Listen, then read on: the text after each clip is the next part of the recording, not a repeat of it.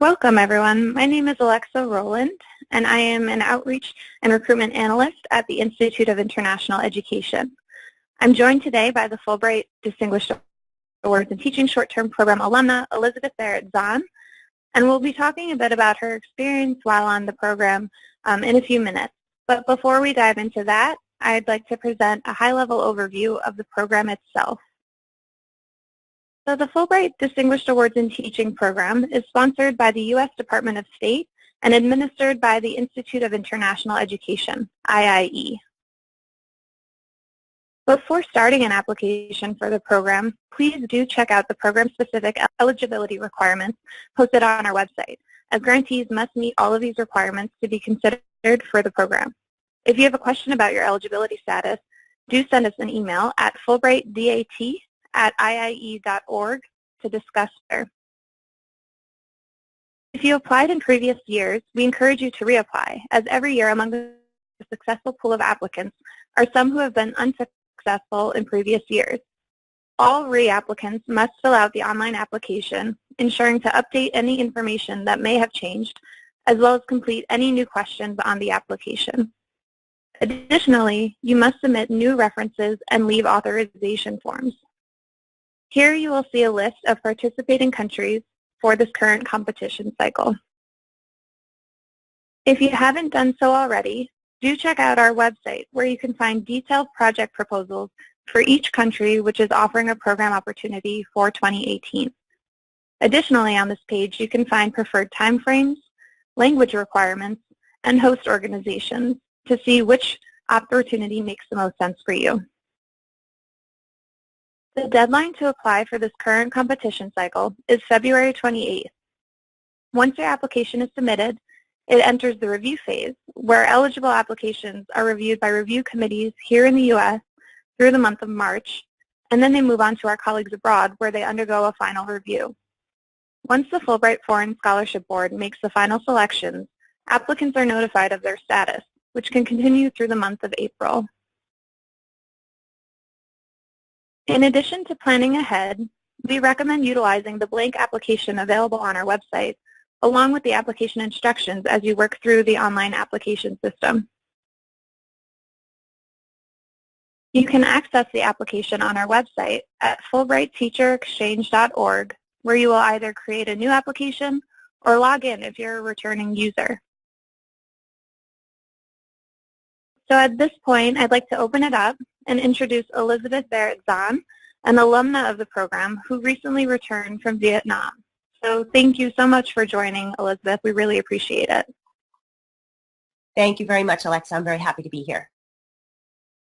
Wonderful. So to get started, I just wanted to ask you what motivated you to apply to the Distinguished Awards in Teaching short-term program? Yes, sure. I had heard about Fulbright when I was at a conference, a National Science Teacher Conference, and had heard about it as an opportunity for kind of expanding teacher leadership and just opportunities as a teacher. So I had looked into it, especially the short term, which seemed something that I would really be able to handle. And I noticed that there was one asking for an elementary teacher who was really well versed in STEM. And as I read that whole announcement, it sounded like this is something I think I could do. So the more I looked at it, the more I thought, let me give it a try and go ahead and go through the application process and see where it leads me. So it was just that kind of chance to say, let's see if this is an opportunity that would give me some kind of just international experience and just kind of round out my teaching. Wonderful. So did you kind of go into it knowing which country you were most interested in, or did it kind of fall into place once you took a closer look at those project proposals? Yeah, I think it's very important to look at the project proposals because you have to find one that's going to match you and your skills and your interest level. I'm an elementary science teacher, so I'm kind of rare. I teach science to children in grades K through 5. So when I looked at the announcements, the one for Vietnam, there was one that was for an elementary or what they call primary school connection. So, I mean, that's key. You need to make sure that you're fitting something that's your expertise level and that you're really interested in being involved in. So I was interested in Fulbright, but then again, you really needed to have that match. And once I saw that match, I thought, let me go ahead and continue the process. Great. And then, so how have you been able to bring your knowledge and experience from your opportunity in Vietnam back to your home classroom? Yes, I think that first of all, anytime you're involved in a program like this or really challenge yourself to go into new areas, it just changes the kind of person that you are. You come back with a renewed vibrancy, a renewed excitement about what you're doing. A lot of teachers said to me, "Oh, I can't believe like you worked, most of the summer doing this." And I said, I didn't feel as if I was working. I felt as if I was really getting a remarkable experience, and I came back to my job with lots of excitement to put things into action. So one of the things that I did is, to me, this short-term experience, I was in Vietnam for a month, and I really felt that that was just going to be the beginning of a relationship. So I worked with the teachers, the students, the administration, and when I left, I said that we're going to keep in contact. We're going to make sure that this is a collaboration that continues. So I really stood by my word, and I applied for one of the Fulbright grants as an alumna, and amazingly so, I did receive that grant. So the school and I now are continuing to collaborate with something called the Sister School STEM Project, where we're both going to be doing the same activities at the same time, basically, and recording the children working together and the teachers. So we're hitting it on both levels. It'll be experience for the students, but it will also be experience for the teachers. And we can collaborate student to student. We can collaborate teacher to teacher. So it's really, I think that whole experience just brought me forward to say, I need more, and we need to keep this relationship going. Wow, great. And so that's an alumni award that you then applied to once you returned to the U.S.? Yes, correct. I saw that there was an opportunity to do that. So when I worked with the school, we had talked a lot about trying to build a STEM program. And this particular school really was lacking in experience in what STEM education is, but also lacking in resources. So through the grant, it seemed like a good opportunity to get some resources to them, and then also the opportunity for their teachers to practice and work with STEM teaching. So it definitely sounds like, you brought it back to your home classroom and your home institution, but are there any ways that the grant opportunity impacted you personally? Perhaps your community beyond the classroom? Again, I think that once you kind of step out and go beyond your usual or your regular experiences of being a teacher, it kind of just empowers you to want to do more, to get your voice out there. So yeah, there have been a few things that I've done since then that I definitely think are directly related back to my experience with Fulbright. And one of them was, there was an advertisement for the National Science Teachers Association we're looking for a editor for Science and Children magazine, the wonderful magazine that is put out 9 times a year for teachers. And I applied for the editorship, and I got it. And again, I think that having the experience with Fulbright, where I kind of put myself out there and went through that whole process and said, this is something I think I can do, and then I was able to do it, has empowered me further to say, I have a bigger voice, and I want that voice to be heard. Not interested in going into the normal route of teachers going into administration. I'm really interested in teacher leadership opportunities, and Fulbright pushed me into those leadership opportunities, and I'm, continuing with them, both with the grant and now with the editorship of Science and Children magazine. So, we're talking about a lot of positive things that happened while on your grant opportunity and upon your return back to the U.S. But what was the most challenging aspect of the opportunity for you, either in the role itself once you got to Vietnam with the project proposal, or just being in Vietnam? What was the most challenging? Yeah, so I'll answer that two ways. Being away from home and being that far away from home and just being one person in a completely different country on the other side of the world does take a little bit of getting used to. So there was definitely an adjustment period. The other thing that I've told everybody is people would say to me, "Oh, wasn't it beautiful? Did you see this?"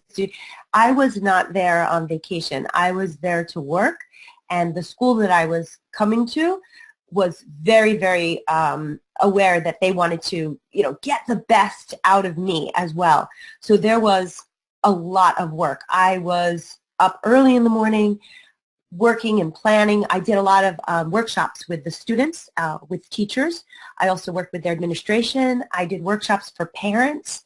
So there was a lot of planning, a lot of, how am I going to bring these resources in? And the language was also another thing to keep in mind. I do not speak Vietnamese, so they always had an interpreter for me, but how that was all going to play out.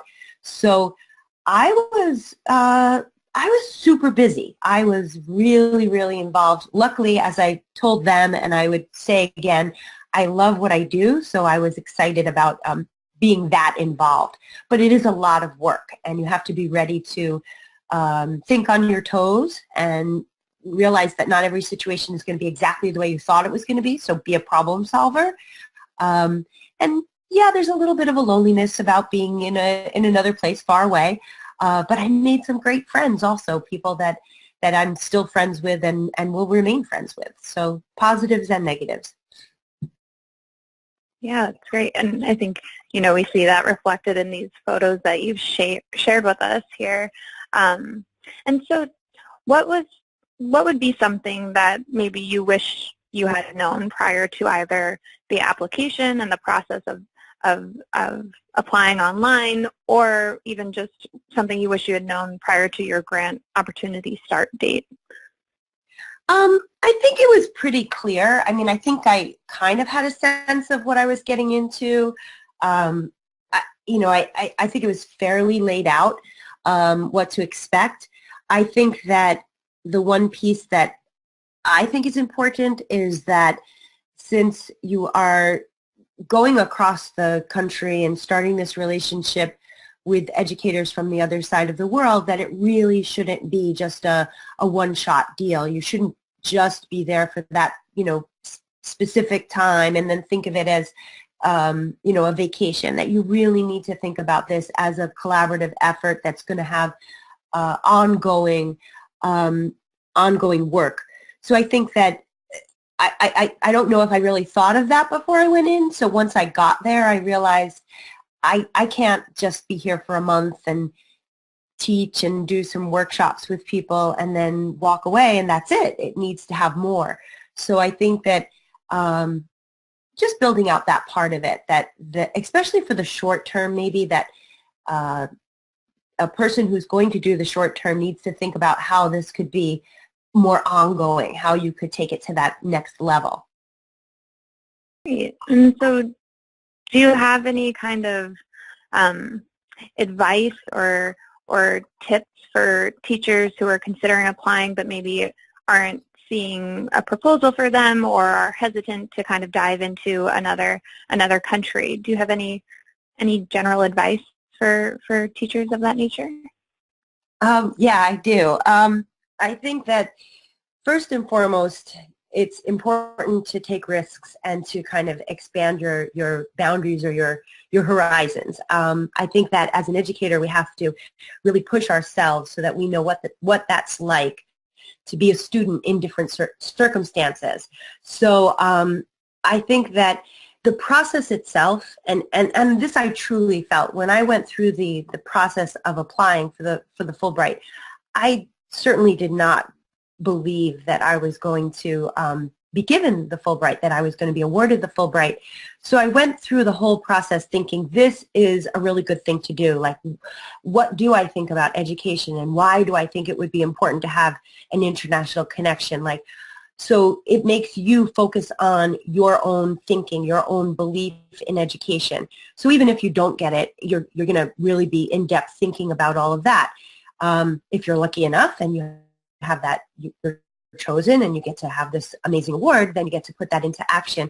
I think that you have to be, as an educator, we can't be kind of complacent in just saying that we're comfortable where we are. We have to keep pushing, finding those connections with others. It's a global world. We need to understand global issues, global problems, and also things about us that are the same. I think you go across the world and you find out that children are children and learning is learning, and teachers, no matter where they are all really struggling with a lot of the same types of issues. And that's very empowering and also a really wonderful way to connect with so many people. So don't be afraid. Give it a try. And as I say, you just have to hit that send button. Put your time and effort into it and see what happens. I think it's worth it. Wonderful. Thank you, Elizabeth, again for taking the time and kind of talking through some questions and your experience. We really appreciate it. And I just want to go ahead and say, if you have any questions as you work through your application, please don't hesitate to reach out to us. We're here to help and kind of talk through any questions that you might have. So we're at fulbrightdat@iie.org, and best of luck with your application.